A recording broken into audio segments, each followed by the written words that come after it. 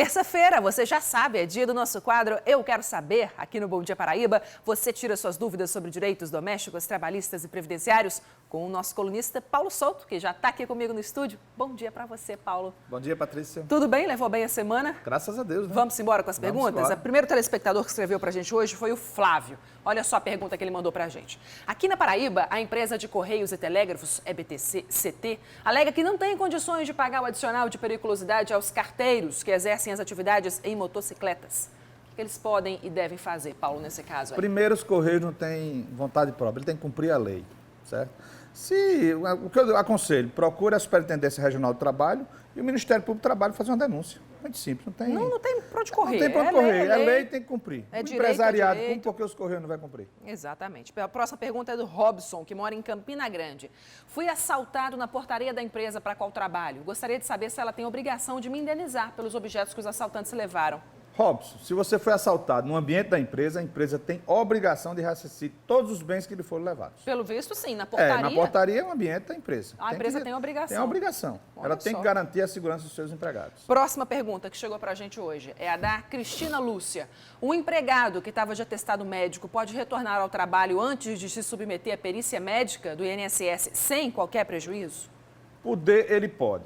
Agora, eu aconselho ao empregador não aceitar. Se ele alega que está doente, ele tem que ser submetido à perícia médica, para que no futuro ele não alegue que foi o empregador que exigiu que ele voltasse sem ser submetido. Isso pode acontecer. Pode acontecer, ele pode voltar. Se ele tiver achar que está bem, está apto para o trabalho, ele pode voltar. Agora, o empregador tem que tomar algumas precauções. É verdade, sempre bom, né? Próxima pergunta do Douglas. Vamos lá, olha só. O Douglas conta a seguinte história. Nos 2 primeiros empregos eu fiquei mais de 3 anos. E nesse último eu fiquei apenas 9 meses. Essa é a segunda vez que eu peço o seguro-desemprego. Eu gostaria de saber se pelas novas regras eu terei direito ao benefício.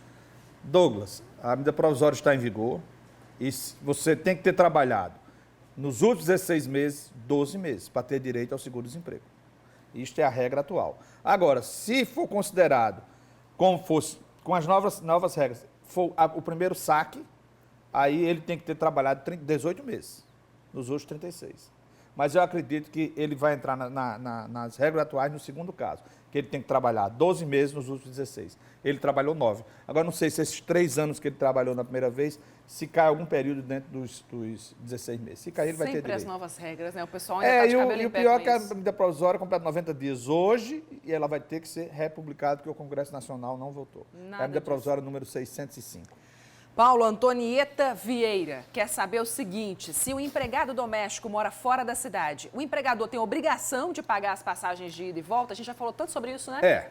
Se o deslocamento é diário, ida e volta, um exemplo, ele mora em Santa Rita e vem trabalhar em João Pessoa, ela tem que pagar o valor do transporte. Seja ele trem, porque existe o trem que faz João Pessoa, Santa Rita, João Pessoa, Cabedelo, ou seja ônibus. Agora, se ele mora no interior e só vai em casa nos finais de semana, o empregador não tem obrigação. Agora, eu sempre aconselho, pega uma declaração do empregado onde ele renuncia o benefício do vale transporte por dormir no emprego. No caso de quem mora no interior e dorme no emprego. Um papelzinho mesmo, ele assinando, tranquilo. Tem, inclusive no nosso site direitodoméstico.com.br, tem um modelo de carta, tanto de renúncia ao vale transporte. Quem mora no trabalho, quem dorme no trabalho, quem mora próximo ao trabalho, e quem utiliza transporte público. Tem uma declaração para todas as 3 renúncias. Boa dica para a Antonieta. A Lia Pereira conta o seguinte: sou pensionista do INSS e agora tenho direito a uma pensão estadual. Gostaria de saber se eu posso receber as 2 pensões ou se eu devo optar por uma delas. Desde que seja a segunda pensão, seja pelo PB-Prev, ela tem direito. Não tem problema algum. Ela recebe, porque são regimes distintos. Recebe uma pelo RGPS, que é o regime do INSS, e outra pelo PB-Prev, que é o regime do Estado. Problema nenhum. Sem problema Para a nenhum. Lia. Outra pergunta que vem da capital, da Ana Carla Vaz Pereira. Quando é que o pagamento de uma pensão por morte se extingue? Ana Carla, pela morte do pensionista, pela maioridade do menor, do filho ou irmão ou equiparado, pela maioridade ou pela emancipação. Quando é que se adquire a emancipação? Pelo casamento, colação de grau em nível superior, ou quando ele abre um estabelecimento comercial ou tem um emprego onde possa se manter. Se ele emancipou-se, aí é um caso de emancipação. Sim. Aí a pensão extingue-se. Agora, são raros os casos onde o INSS extingue a pensão quando o beneficiário emancipa-se quando ele tem um emprego e se automantém. Por quê? Porque essa emancipação tem que ser decretada pela Justiça. E o beneficiário não vai na Justiça pedir emancipação, muitas vezes.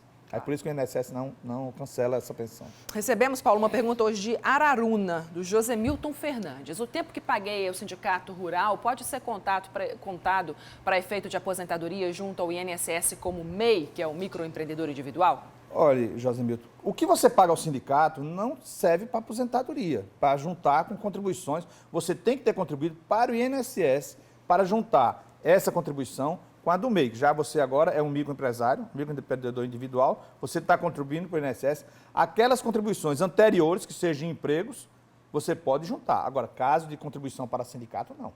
Paulo, de acordo com essas perguntas que a gente recebe toda semana, e são muitas, a gente percebe que alguns direitos básicos do trabalhador estão sendo desrespeitados. E nesse período de crise da economia no Brasil, a tendência é exatamente essa, que essas relações de trabalho fiquem ainda mais acirradas. A gente foi ouvir o procurador do Ministério Público do Trabalho, aqui na Paraíba, Eduardo Varandas, e ele falou sobre essas relações trabalhistas no período de crise. Veja só o que ele disse. Quando a economia vai mal, ela automaticamente desafoga no direito do trabalho. Então, quando uma empresa passa por uma dificuldade econômica, a primeira coisa que se pensa é a redução de custos. A redução de custos é sinônimo de demissão. E aí o trabalhador se sente vulnerável em manter o emprego, passa a aceitar propostas até contrárias à consolidação das leis do trabalho, renuncia, em concreto, seus direitos para a preservação daquele emprego. Então, nós vamos ter um avitamento da dignidade humana, lamentavelmente. É preciso que a economia dê forças ao direito do trabalho para que ele possa reger com eficácia as relações de trabalho. Numa situação de crise, a tendência, ainda que a lei proteja o trabalhador, é de renúncia. E no Brasil não existe estabilidade no emprego. O empregador pode despedir o empregado a seu critério, pagando uma indenização irrisória, um aviso prévio, os 40% do FGTS. Então, o que é que acontece? Dentro desse contexto econômico desfavorável, nossas armas, lamentavelmente, são poucas. Nós vivemos no que eu chamo de ditadura do capital. Eduardo Varandas é sempre muito assertivo, né? Muito lúcido com relação a isso. Muita gente em casa pode estar se perguntando, sim, e como é que eu faço para fugir disso? Eu até acrescento mais alguma coisa. Eu acho que a crise é de confiança. Também. O povo brasileiro não confia. E o empresariado, ele é que está pagando agora. O governo vem com ajuste, aumento de impostos. Olha, quando ele vai aumentar o imposto, entendeu? E o empresariado não puder repassar os custos para a população, ele vai demitir seus empregados. Sim. É a única saída que ele tem. Não tem jeito. Você vê, eu dou um exemplo na nossa área, o auxílio-doença. O empregador pagava os 15 primeiros dias e o INSS a partir do 16º. Agora ele tem que pagar os 30 primeiros dias. Por quê?